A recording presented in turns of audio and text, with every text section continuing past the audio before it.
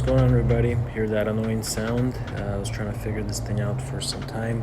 Took it to the Canna dealership. I have about 21,000 miles in my Jeep Wrangler Rubicon. They said they couldn't fix it and it's outside the warranty. I took it to Four Wheel Parts. They said it's just an inherent noise, which was really disappointed. So stay tuned. I will show you what I found, how I fixed it, and how you can save time and money.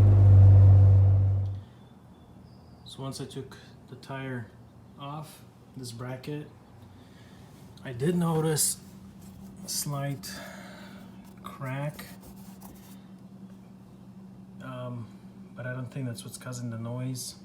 So I do have this aftermarket backup camera with a spacer. First I thought this was the issue. It looks everything's super tight. So I thought about these plastic spacers that basically go in between here, and here, and it prevents this thing from wibbling. I thought that's what it was. I took them off. I completely tightened this, put the wheel back on, and I was still making noise. So then I have this aftermarket backup camera mount that basically mounts on here, and this is a spacer, I believe. So I thought that's what it was, and I took this thing off.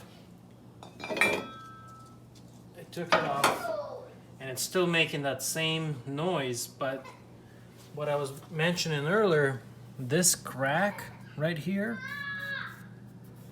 you know, I seen this earlier, but I didn't think that crack would make such a crackling noise just from looking at this crack. But now if I put my finger underneath there and I go ahead and move this, you could feel slight pulse that it's that's what it is. And the tire being so big and it's heavy, I'd probably estimate the tire weighing around, the rim and the tire, easily over 70 pounds. And so all that combined is making that noise. So welcome back, guys. So you can see that it's all been repaired and done. Just hadn't had time to make a video and explain what was happening, but it was on my mind for some time. So anyways, what it was is this bracket right here, and indeed that crack right there was making that rattly noise. You can see it's cracked all the way through. I originally put some different gaskets there thinking I was making metal to metal noise, but it wasn't. So I just actually bought a brand new one. I believe they're 260 bucks, and just swapped it out. And in the process, once I was swapping it out, because originally when I bought this Jeep brand new, this bracket was already installed in this Jeep, and it came from the dealer like that. And right after I bought this Jeep, I didn't have a backup camera, so I bought a kit, and that kit came with this spacer, right? So this spacer basically sits, I guess it'd be easier to show it on here. This spacer actually sits just like this, over the top, and then the tire mounts on top of that. And so, and I believe that this spacer here caused that crack to happen. And the reason I believe that is in the manufactured instructions, when they're talking about the installation of this tire, or let's say if you would have bought that bracket, this is a Jeep Wrangler Rubicon Recon package, so it already comes with that bracket. But in the instructions, it said that the tire has to be slid. There's a specific instruction how to set this depth on.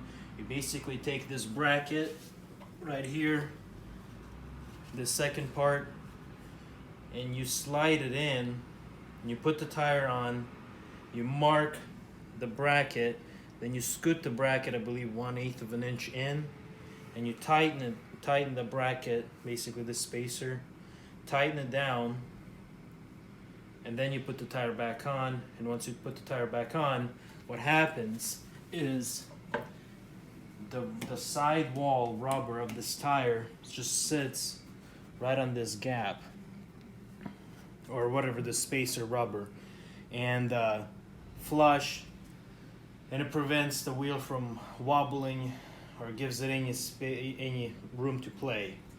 And then the question is, you guys are wondering, well, what I do with the backup camera. What I actually end up doing is taking it off the bracket, and you can see it it's right still there.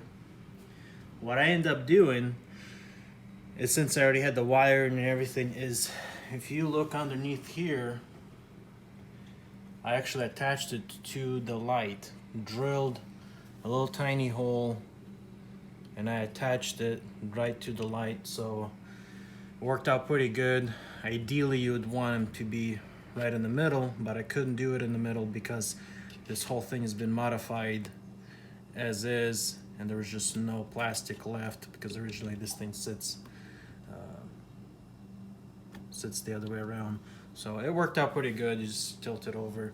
It's a little bit off, but it worked out good. No more noise. Worked out good. And like I was mentioning earlier, I was really disappointed with four-wheel parts, because when I took it in there, not only they charged me to look at this stuff, I believe it was $70. They said everything's good, it's just an inherent noise, and I'm still going to probably write a complaint to their website, because it's just not the right way to do business, in my opinion. So anyways, thank you for watching. Hope this video helped you guys out, and see you later.